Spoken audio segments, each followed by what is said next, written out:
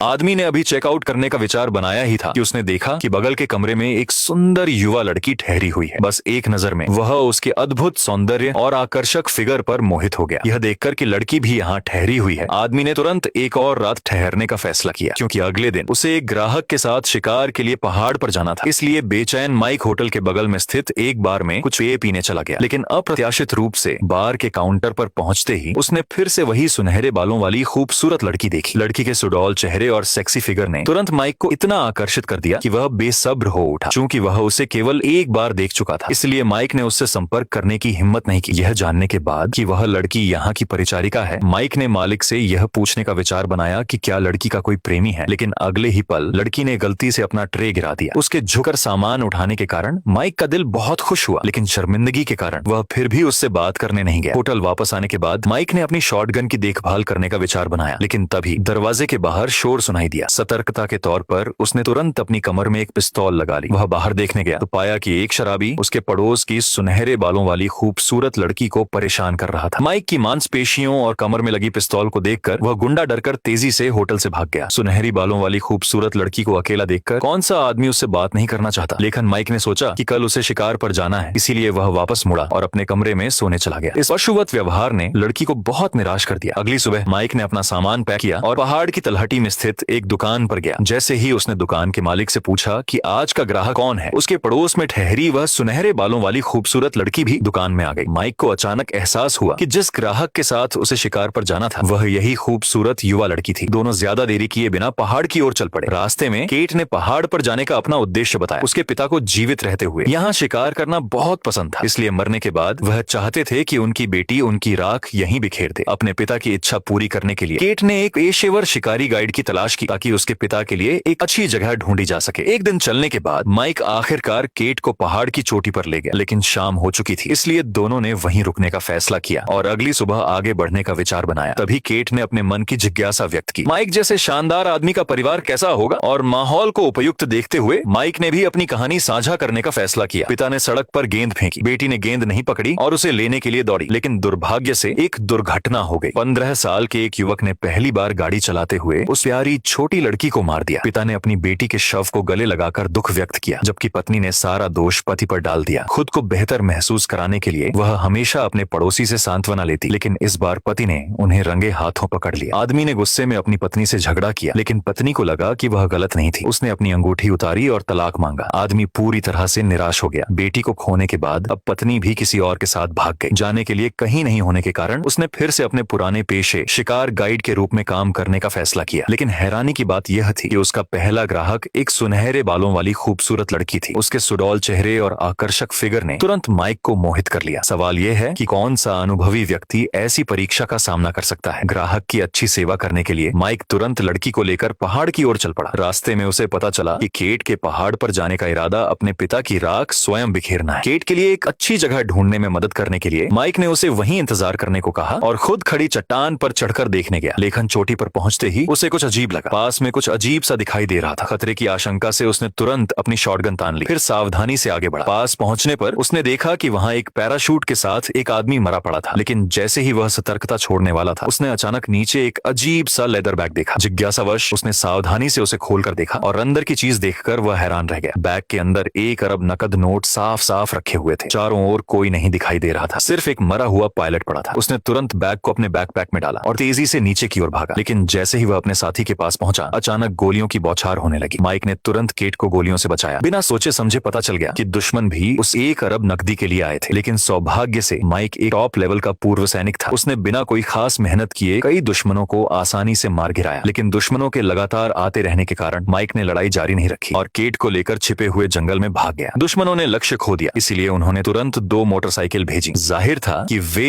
1 अरब नकदी हासिल करने के लिए दृढ़ संकल्पित थे।